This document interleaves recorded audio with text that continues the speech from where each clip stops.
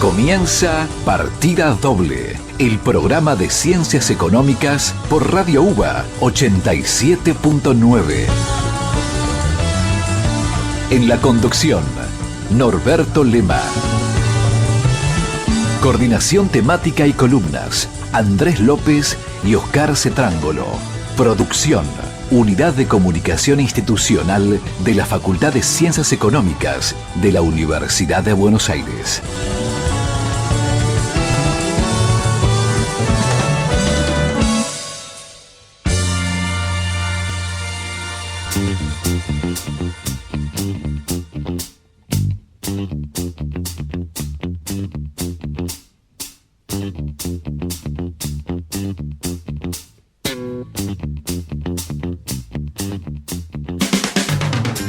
Muy buenas noches, arrancamos Partida Doble, el programa de la Facultad de Ciencias Económicas. Los vamos a acompañar hasta las 21 horas contándole todo lo que está pasando en nuestra facultad y todo lo que está pasando en el país también. Vamos a tener entrevistados y sobre todo también muy buena música, ¿sí? Hoy me van a escuchar a mí solamente, mi nombre es Norberto Lema. Ya semana que viene nos van a escuchar a todo el staff completo con el profesor Andrés López y el profesor Oscar Cetrángolo también.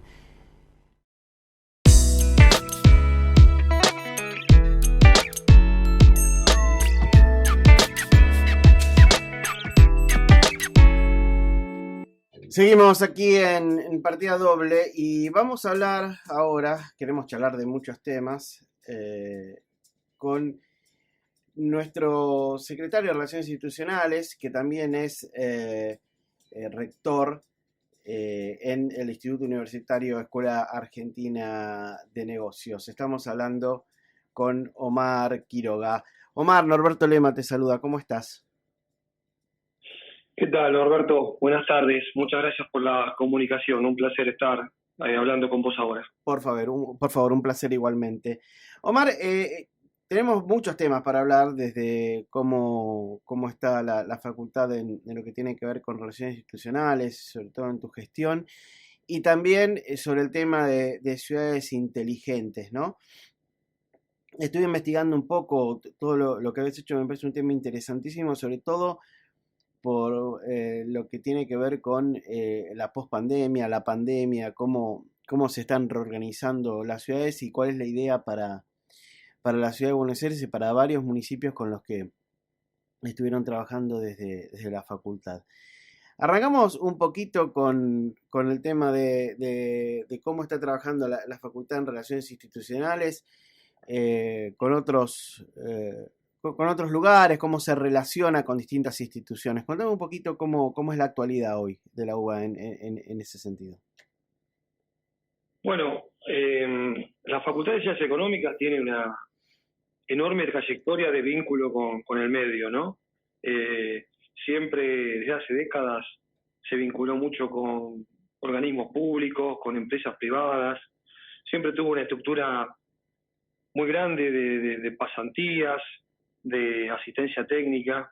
Y en estos últimos años, a pesar de la pandemia, trabajamos mucho en el vínculo con todo tipo de institución. Fundamentalmente lo hicimos con muchas empresas privadas, a muchas las hemos acercado al aula.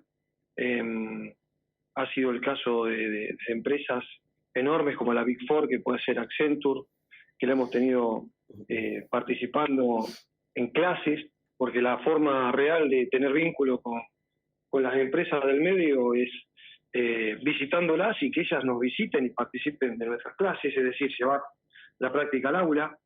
Y también empresas que son pymes y medianas, tirando a grandes, ya como el ejemplo de Granja Tres Arroyos, cuyo presidente de la facultad y también ha trabajado con nosotros en el aula, ha abierto las puertas. No es fácil que las empresas abran las puertas, como tampoco es fácil que los municipios abran las puertas, pero desde la Facultad de Ciencias Económicas, como contamos con ese enorme respeto que da la UBA, esa trayectoria enorme que tenemos y que nos abre también las puertas en el exterior, siempre tenemos esa oportunidad de estrechar lazos muy fácilmente y aparte contamos con muchos graduados de la facultad que presiden o gerencian importantes empresas o lugares del Estado. Así que en estos años hemos podido seguir creciendo en el marco de nuestras relaciones institucionales y las hemos acercado al aula. Eso es lo más importante en ese sentido, lo que quiero destacar más que nada. Bien, buenísimo. Desde cómo arrancó, vamos a ir con el tema de ciudades inteligentes, pero desde la génesis, ¿no? Desde el principio. Sí. Y también tiene mucho que ver las relaciones institucionales de la facultad en este principio, supongo. Contanos un poquito cómo arrancó todo, cómo se pensó, cómo fue el principio. Como todas estas cosas, al principio se dio un poco todo por casualidad, aunque con cierta causalidad que tiene que ver con la trayectoria de la facultad. Se acercó en un momento dado un profesor de la facultad con un proyecto de un fondo de innovación tecnológica, del FONTAR, del Ministerio de Desarrollo Tecnológico de la Nación.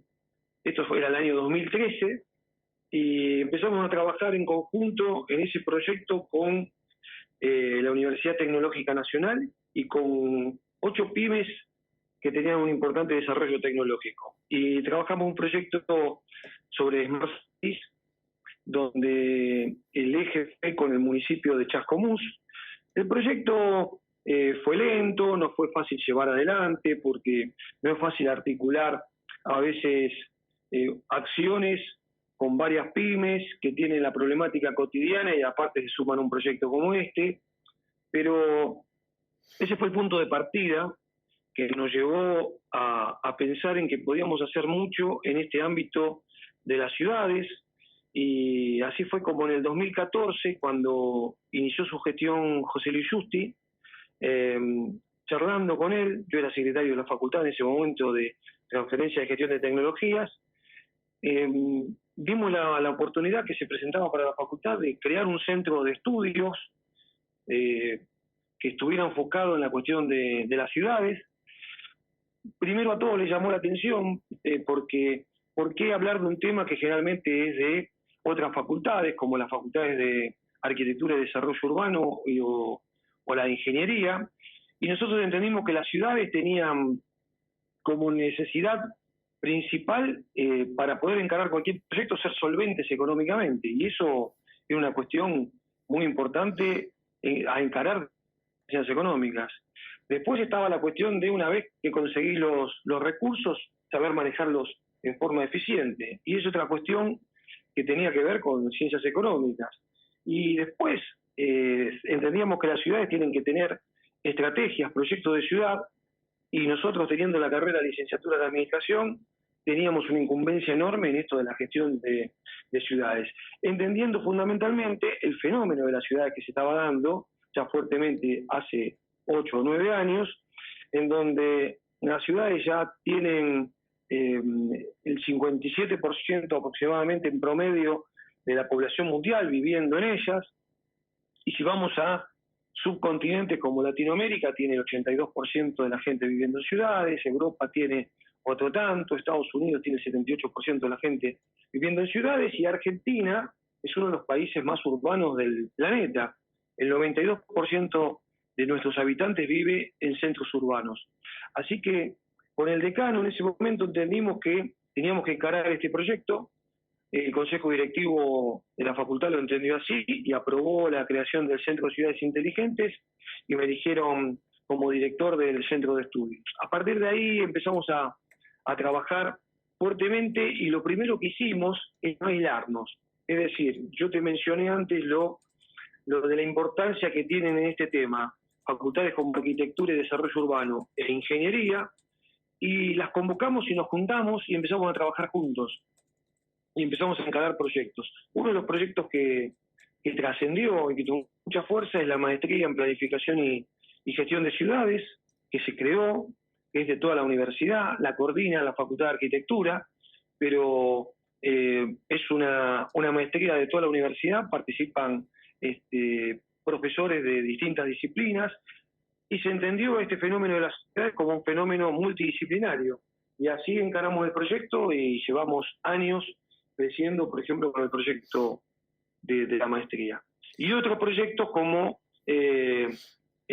cuando se creó la Unión Iberoamericana de Universidades, con universidades de España y de Latinoamérica, donde podemos destacar a la Universidad de Barcelona, la Complutense de Madrid, la Universidad de San Pablo, la Universidad Nacional Autónoma de México, junto con la UBA, encaramos varios proyectos estratégicos y uno de los que se encaró tiene que ver con la gestión de ciudades.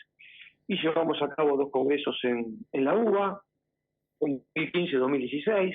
Después llevamos a cabo un posgrado de innovación y Smart Cities en la Universidad de Barcelona, y varios proyectos que seguimos encarando y que el rector de la universidad, Alberto Barbieri, que había sido decano de la facultad,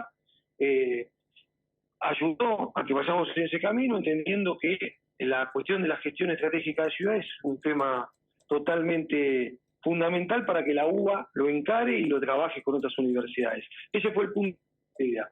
Desde ahí fuimos creciendo y llegamos al punto donde estamos hoy, donde, bueno, te lo puedo contar, tenemos un par de libros que hemos publicado, trabajamos con varios municipios, trabajamos con congresos a nivel internacional, todo un proceso que se fue dando lentamente, pero en forma sostenida y que tiene su origen entre 2013 y 2014. Contame un poquito, Omar, cómo transcurrieron en diferentes ciudades y también en Buenos Aires, cómo evolucionó la ciudad respecto de lo que fue la pandemia. Digo, acá tuvimos particularmente una cuarentena bastante más larga que en otras ciudades del mundo, pero contanos si la tendencia fue la misma, si Buenos Aires se reacomodó de alguna manera especial y también ciudades del interior del país. Mirá, lo que preguntás es muy interesante porque la pandemia, por supuesto, que ha generado o está generando actualmente fuertes transformaciones en las ciudades a nivel global y también, por supuesto, en la ciudad de Buenos Aires. Y esto no es algo que pasa por primera vez. Las pandemias han marcado a fuego a muchos centros urbanos en forma histórica. Podemos hablar de 5 siglos antes de Cristo, hubo una epidemia muy importante en Atenas que transformó a la ciudad de Atenas.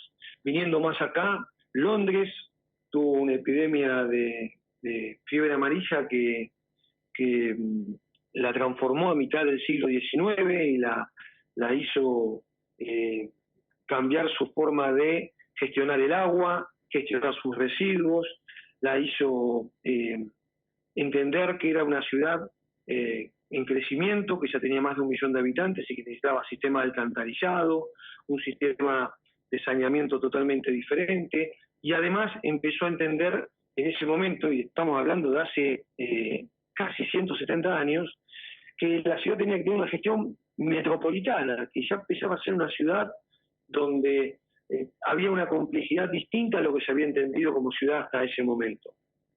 Y Buenos Aires tuvo una experiencia de ese tipo cuando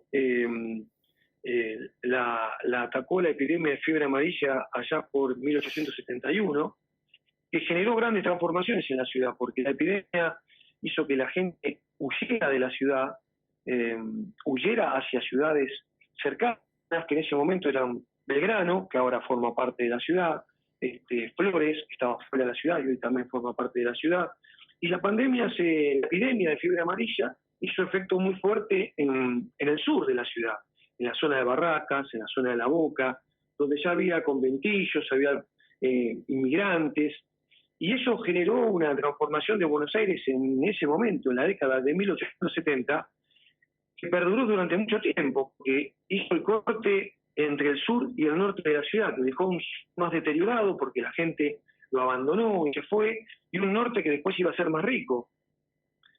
Esta pandemia está generando un efecto similar, aunque de características distintas, en las ciudades en el mundo y también en Buenos Aires. A ver, en Buenos Aires, ¿qué efecto estamos viendo? Vos me preguntás muy bien, ¿qué está pasando con Buenos Aires en este momento? Si caminamos por el microcentro de la ciudad o inclusive el macrocentro, en la zona de tribunales, esa zona ha tenido cambios muy profundos. el microcentro parece una zona abandonada. ¿Por qué? Porque era una ciudad, en un lugar de la ciudad ocupado por centros financieros, por oficinas, y todo eso cambió porque cambiaron las formas de trabajo. Cambiaron la forma de trabajo significa que ahora, aún hoy, la gente, en muchos de los días de la semana o todos los días de la semana, trabaja desde su casa, hace home office. Entonces muchas oficinas quedaron desocupadas y los que trabajaban en esas oficinas no compran en los negocios que había antes, en los lugares gastronómicos, tuvieron que cerrar, y hubo toda una desocupación del área de microcentro y también de macrocentro. En la zona del macrocentro un poco levantó. ¿Por qué? Porque empezaron las clases, si bien ahora tenemos clases en forma híbrida y los alumnos y los profesores asistimos a clases presenciales y a veces damos clase también en forma virtual, generó de vuelta un movimiento estudiantil que genera actividad y es como que todo se reanimó un poco, pero es cierto que la zona de microcentro quedó desamparada y eso lleva a que haya que encarar proyectos distintos. La ciudad de Buenos Aires está encarando proyectos en ese aspecto.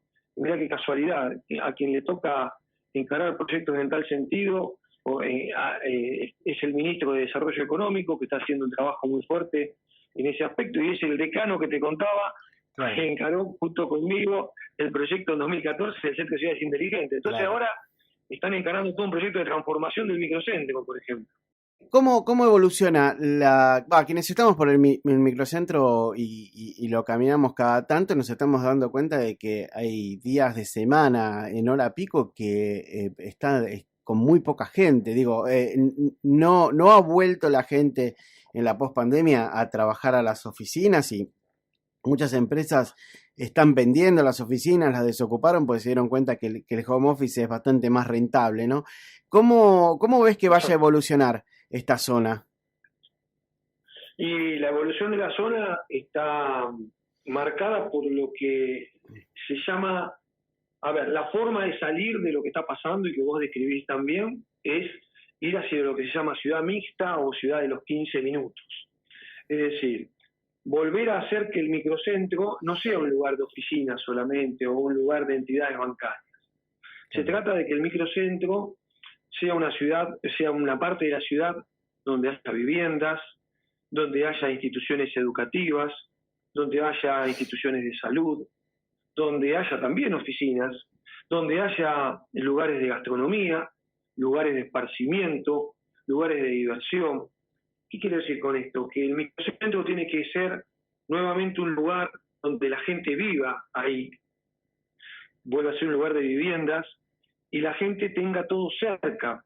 Y eso es la ciudad de los 15 minutos o la ciudad de la milla, donde vos tenés todo a 15 cuadras o a 15 minutos y vos podés estudiar cerca, podés tener tu lugar de trabajo cerca, podés tener tu lugar de esparcimiento cerca, tu lugar para hacer ejercicio cerca, el lugar donde atender tu salud cerca. Esta experiencia se está encarando en el microcentro, hay una unidad de proyecto especial del microcentro que es muy interesante, tiene que ver con esta idea de la ciudad de los 15 minutos, de generar centralidades en distintos lugares de la ciudad. Esta es una experiencia que se está llevando a cabo con éxito en algunas ciudades en el mundo. El lugar paradigmático donde esto está teniendo éxito es en París. En París se llevó a cabo el proyecto de Ciudad de los 15 minutos a través de la alcaldesa de la ciudad, Anne Hidalgo, que inclusive cuando fue reelecta, una de sus banderas principales fue esto de la ciudad de los 15 minutos, de generar centralidades en París donde en el lugar donde vos vivas tengas a 15 minutos, ahí cerca, todos estos servicios y no te tengas que estar trasladando de un lugar al otro de la ciudad. ¿Eso qué te genera? Primero, comodidad a vos como ciudadano. Y por otro lado, no te tenés que estar trasladando a lugares más lejanos, y eso genera que no haya necesidad de utilizar medios de transporte como el automóvil, o atenúa la utilización del automóvil y bajar los niveles de contaminación y generas una ciudad más saludable y que eleva los niveles de calidad de vida de los ciudadanos. Ahora, Omar, A eso apunta los proyectos del microcentro. Sí. estaríamos volviendo a, digo, simbólicamente, ¿no? A lo que la ciudad de Buenos Aires era a principios de 1900, donde había colegios, había barrios, había lugares para esparcimiento, como vos decías, y que no solo era un conglomerado de grandes oficinas, como lo fue hasta la época prepandémica, ¿no? Estaríamos volviendo a las fuentes, que digo, simbólicamente, ¿no? Volver a que el microcentro esté habitado. Sí, la idea es esa, es que el microcentro esté habitado y que sea un lugar agradable en donde vivir y que no quede desierto a las 5 de la tarde. Esa es la intención. Claro. Y además eso no solo hay que hacerlo con el microcentro, sino que hay que hacerlo con distintos puntos de la ciudad que tengan vida propia. Hay muchos lugares de la ciudad que tienen vida propia. El ejemplo quizás más relevante es la vida propia que ganó un lugar como Palermo, Claro. que está ganando un lugar como Belgrano, que ganó un lugar como Núñez, la movilidad que tiene y la nueva centralidad que hay en Villa Crespo o en la zona de Caballito. A eso hay que apuntar, donde la ciudad de Buenos Aires tenga lugares donde la gente viva y tenga todo cerca, y no tenga que trasladarse necesariamente al microcentro. Que el microcentro tenga su propia vida, que no necesite de la llegada de gente desde el conurbano. Y en el conurbano lo mismo, que cada centro cabecera de cada uno de los municipios del Gran Buenos Aires tenga una vida propia, tenga una vida cotidiana donde el ciudadano pueda tener todo a su alcance y no haga falta trasladarse tanto dentro del Gran Buenos Aires, que esa es la gran dificultad que presenta una ciudad como Buenos Aires, que es enorme, porque si la pensamos como área metropolitana, tiene 16 millones de habitantes, Claro. y es un lugar difícil de gestionar, Claro. y es todo un desafío gestionar. Y contame, ¿qué costo tiene todo esto? Digo, no, costo económico también, pero digo, costo sociológico, en el sentido de cómo ves vos que los habitantes de la ciudad de Buenos Aires pueden ver al microcentro como un barrio más y no como el lugar de trabajo. ¿Cómo piensan hacer esta transformación? ¿Cómo habría que hacerla en todo caso? A ver, la forma de hacerlo es promoviendo que la gente vaya a vivir a ese lugar. ¿Cómo lo promovés? Bueno, tenés formas que tienen que ver con lo económico y formas que tienen que ver con lo social, principalmente. A ver, desde el punto de vista económico, vos tenés que otorgar facilidades a la gente que decida trasladarse a vivir a la ciudad. Tenés que darle facilidades para comprar en la zona, y a los que vendan darle facilidades impositivas, y tenés que darle facilidades impositivas a las empresas que se quieran ubicar en el microcentro, y tenés que tratar de direccionar qué tipo de instituciones querés en el microcentro. Por ejemplo, tenés que favorecer a instituciones que tengan que ver con la educación, instituciones que tengan que ver con la salud, instituciones que tengan que ver con el esparcimiento, empresas que tengan que ver con lo gastronómico. Es decir, dotar de una vida propia al microcentro. Claro. Si vos me decís a mí, ¿te interesaría ir a vivir hoy al microcentro tal cual está? Y yo te diría que no. Ahora, si vos me decís que el lugar va a tener una vida propia y va a tener lugares de esparcimiento donde yo pueda compartir con mis semejantes momentos de intercambio, yo tenga lugares para pasear, tenga lugares donde ir a un gimnasio, tenga un lugar donde enviar a mis hijos a estudiar, escuela, colegio secundario, universidad privada, pública, o instituto de educación superior. Eso es lo que hay que promover. Claro. Un lugar que sea agradable, que sea saludable, que sea vivible, un lugar que sea seguro, que sea confortable, que se disfrute de caminar, que el tránsito esté ordenado y que circule por determinadas arterias, que por otras arterias no circulen. Tratar que el microcentro tenga lo que se denominan las supermanzanas, que están muy expandidas en la ciudad de Barcelona, por ejemplo. ¿Qué significa esto de las supermanzanas? En que el tránsito, por ejemplo, circule en un entorno de 9 manzanas, tomamos 3 manzanas, 3 cuadras por 3 cuadras, por ahí circula el tránsito vehicular, y dentro de esas 9 manzanas, las calles internas pasan a ser lugares donde la gente camina, donde la gente se transporta en bicicleta, y si tiene que entrar un vehículo, porque tiene que estacionar ahí, o tiene que entrar una ambulancia, tiene un lugar para hacerlo, lo hace, pero siempre lo va a hacer lentamente, a 10 kilómetros por hora, indicado un lugar para entrar, un lugar para salir. En definitiva, estos lugares se construyen con planificación, teniendo una estrategia de ciudad, teniendo un proyecto de ciudad. Claro. Y así podés construir, por ejemplo, un microcentro que sea digno de ser vivido, y no lo que es hoy, que es un lugar donde si vos te vas a vivir, queda abandonado a cierta hora de la tarde y no podés salir de noche porque vas a tener miedo a que te roben o que te molesten. Hay que trabajar mucho, y ahí el Estado tiene un papel muy importante, y lo tiene que hacer a partir de, como te digo yo, a partir de un proyecto donde tiene que trabajar con las empresas y también trabajar con la academia, es decir, trabajar con la universidad para construir este tipo de proyectos. Creo que por ahí es la intención, por ahí es donde pasa, y esperemos que se sigan construyendo en ese sentido.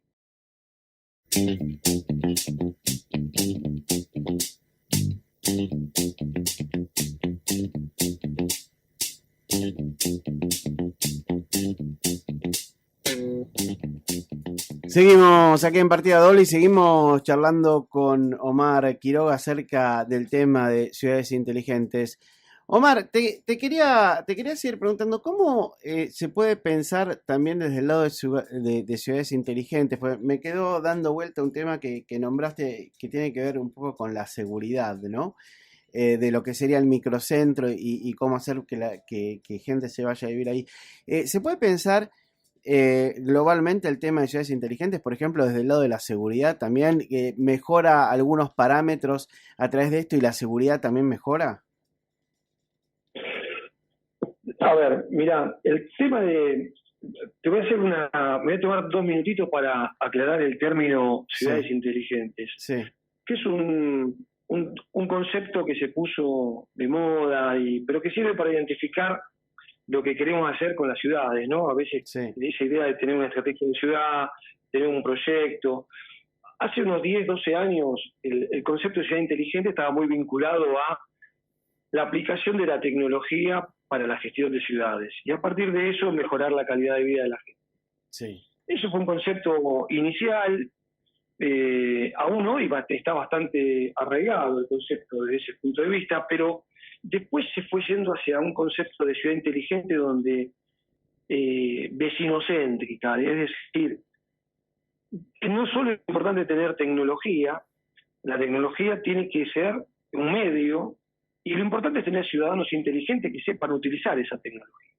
Entonces después viene una mirada que es la más actual de ciudad inteligente, que también puede ser de ciudad sostenible, ciudad sustentable, como la queramos llamar, que tiene que ver con una mirada sistémica de la ciudad. La ciudad es un lugar de intercambio, donde todos buscamos oportunidades, interactuamos con el prójimo, es el lugar donde vivimos, donde estudiamos, donde trabajamos, donde compartimos momentos con nuestros semejantes. Entonces, la ciudad tiene que ser mirada de una forma integral, y comprenderse de tal manera. Y la seguridad es un tema que es fundamental, y donde la tecnología juega como un factor muy importante, y es algo que en las ciudades latinoamericanas es una cuestión esencial. Si vos me hablás de la preocupación que hay en las ciudades europeas respecto al tema de la seguridad, no es que no exista, pero está en niveles mucho más bajos de los que reclama cualquier ciudad latinoamericana enorme, una megaciudad como puede ser San Pablo, México, Santiago de Chile, Bogotá, Lima, o la misma Buenos Aires.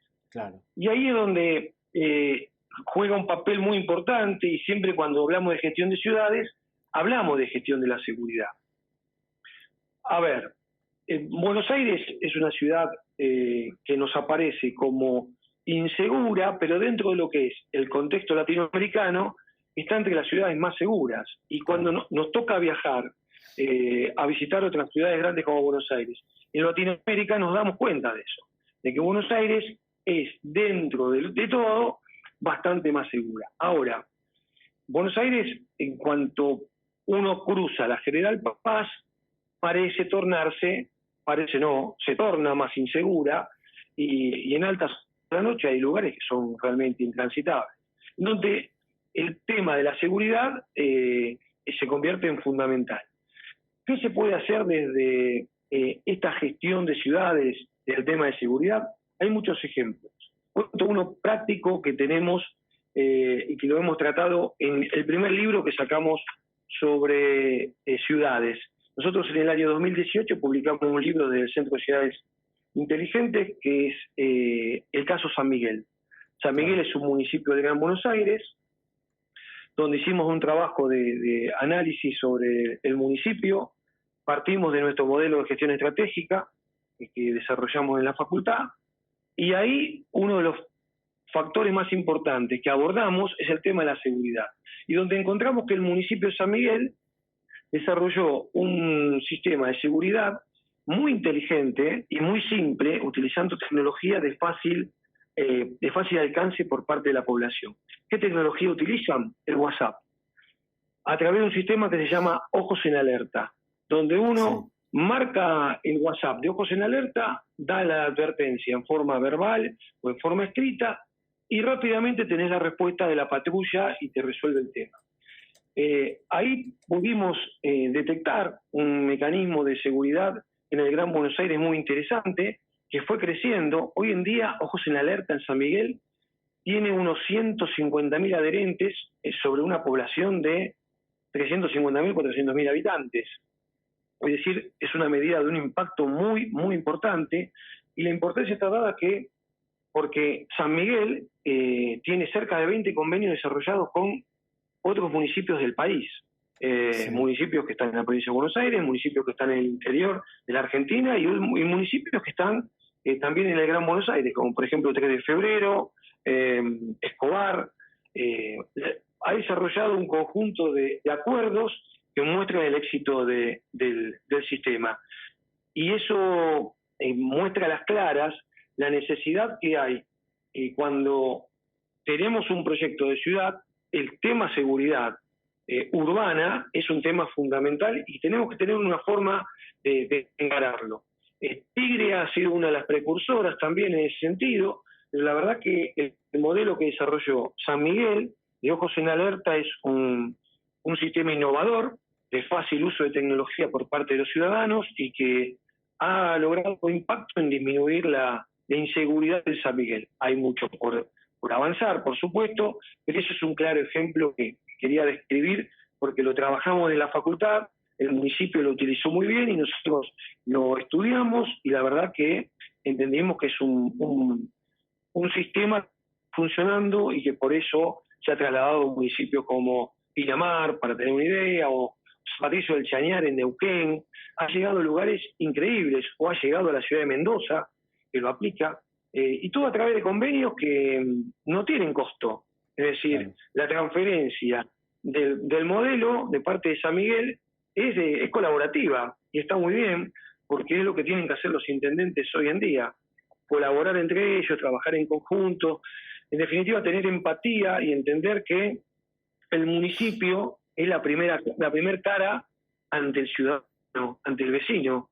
Y la respuesta de seguridad, la respuesta de salud, de educación, la tenés que dar desde el municipio.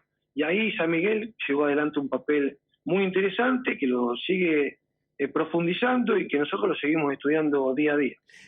Ahora que traes a colación el tema del interior del país, este es un modelo, vos te das cuenta, y conoces por supuesto, y sabes mucho de esto, que en Argentina conviven varios países, ¿no? Que no es lo mismo Resistencia Chaco que Río Gallegos, que Buenos Aires, que Mendoza, que Rosario o que Córdoba.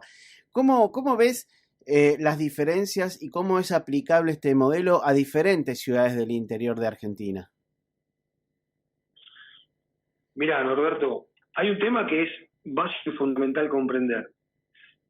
Argentina es un país macrocefálico, dependiente históricamente de lo que es el área metropolitana de Buenos Aires. El área metropolitana de Buenos Aires vive el 40% aproximadamente de la población de la Argentina. Y en el área metropolitana de Buenos Aires se genera el 50% de la riqueza del país. Eso no se da en un país como Brasil, y no se da en un país como México, que tiene grandes ciudades como San Pablo y Río de Janeiro, en el caso de Brasil, o la Ciudad de México, en el caso de México. Y la Ciudad de México genera el 21% de la riqueza del país, no genera el 50% como genera Buenos Aires. Claro. Entonces ahí tenemos ya un grave problema que viene de arrastre, que nos lleva a ese famoso dicho de Dios está en todos lados, pero atiende en Buenos Aires. Bueno, es un poco así, y que Buenos Aires tenga ese rol no es casualidad, es porque la gente migra desde el interior hacia el área metropolitana de Buenos Aires porque busca oportunidades, busca trabajo, busca salir adelante, y eso hay que transformarlo. Ese es uno de los grandes proyectos que tiene que encarar la Argentina. La Argentina necesita un proyecto en donde el tema de la gestión de ciudades tenga un rol protagónico y estratégico. Claro. ¿Por qué digo esto? Porque necesitamos desarrollar las ciudades del interior del país, que como bien dijiste vos, tienen características muy diferentes, pero que en definitiva tienen algunos aspectos en común, que son aquellas problemáticas de no poder retener en muchos casos a la población, como le pasa a muchas ciudades de tamaño medio, ciudades de 150.000 o de 100.000 habitantes, y le pasa también a algunas capitales del interior que no pueden retener a su población. Entonces, ¿qué tenemos que hacer? Tenemos que generar estas centralidades que yo decía dentro de un área metropolitana, también tenemos que generarlas en el país. Entonces, tenemos que tener ciudades que sean polos de conocimiento en determinados aspectos y que sean atractivas para los ciudadanos y que los ciudadanos se queden a vivir en esos lugares. Claro. A ver, te cuento un ejemplo, que no intervenimos en tal, interviene otra universidad que no es la UBA, pero que ha logrado un desarrollo importante. Tandil es un ejemplo. ¿Por qué? Porque Tandil desarrolló un polo tecnológico con participación del municipio, con la participación de empresas tecnológicas y con la participación de la academia, decía antes, de la Universidad Nacional del Centro de la Provincia de Buenos Aires en este caso. Y ahí se ha creado un polo tecnológico donde hay empresas dedicadas, por ejemplo, al software o a estas cuestiones tecnológicas, y con eso se retiene a los habitantes de Tandil en la ciudad. ¿Por qué? Porque hay lugar donde trabajar, está el lugar donde estudiar, y donde la universidad participa de ese desarrollo tecnológico, y por lo tanto se genera un ecosistema virtuoso. Eso necesitamos desarrollarlo en muchas ciudades del país, para que la gente no migre y para que la gente permanezca viviendo en la ciudad de origen. O inclusive, muchos vuelvan desde Buenos Aires a sus lugares originales de pertenencia. Para esto hay que trabajar, hay que tener en cuenta que el Estado también cumple un rol protagónico porque tiene que incentivar este tipo de desarrollos económicos y a la vez tiene que contribuir con desarrollo de vivienda, con el desarrollo de servicios, alcantarillado, cloaca, servicio de agua potable. En muchos casos las ciudades lo tienen de manera frágil, no atienden la necesidad de toda la población, la atienden parcialmente, y eso también genera falta de calidad de vida en la gente que se quiere ir. Las ciudades tienen que ser atractivas, y eso tenemos que hacer con las ciudades del interior del país. A ver, yo creo que hay que hacer un proyecto de país a largo plazo, donde se contemple todo esto de las ciudades, porque las ciudades son los centros donde se va a desarrollar el poderío económico, se va a desarrollar el talento, se va a desarrollar la innovación, se van a desarrollar nuevas tecnologías, y hay que trabajar con esa mirada, y hay que redistribuir la población de la Argentina. No es algo que vamos a hacer de un día para el otro, nos va a llevar tiempo, pero en eso hay que trabajar. El problema en la Argentina es que trabajamos siempre con una mirada cortoplacista, y tenemos que empezar a entender que tenemos que tener planes estratégicos, tenemos que tener ideas fundamentales, donde tenemos que alcanzar consensos políticos. El tema de gestión de ciudades es un tema donde nos tenemos que poner de acuerdo y trabajar en el sentido que vos planteás, desarrollar las ciudades del interior y tratar de densificarlas, porque a veces lo que pasa es que la población crece mucho menos de lo que crece la ocupación de la superficie de la ciudad. Entonces hacemos ciudades expandidas, donde es difícil llevar los servicios, porque no hay planificaciones de crecimiento de la ciudad. Es para hablar largo y tendido, pero hay que trabajar con estrategia, hay que trabajar con proyectos, hay que trabajar con proyectos de ciudad, fundamentalmente, y las ideas tienen que ir por ahí. Bien, Omar, muchísimas gracias. Gracias por tu tiempo. Te hemos sacado bastante tiempo aquí en el programa, pero la verdad un placer charlar sobre estos temas que son de los más importantes y de las mejores cosas que se pueden aportar desde la universidad para el bien común, para vivir mejor. ¿Sí? Te mandamos un abrazo y te agradecemos muchísimo y te invitamos en algún momento a que estés aquí con nosotros en el estudio. Por supuesto, es un gusto para mí. Si puedo ir al día al estudio, voy a estar ahí sin lugar a dudas. Así que, Norberto, te agradezco muchísimo por la invitación y fue un gusto para mí poder expresar todo lo que estamos haciendo desde la facultad para poder mejorar la gestión de ciudades y que tengamos una Argentina con mayor calidad de vida. Muchísimas gracias. Igualmente, abrazo grande.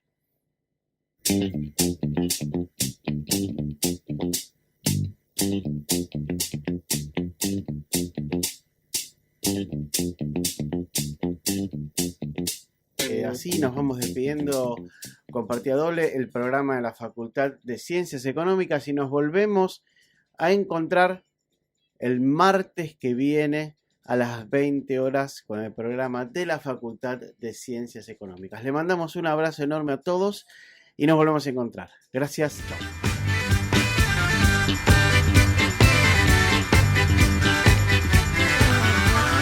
Partida Doble, el programa de la Facultad de Ciencias Económicas por Radio UBA.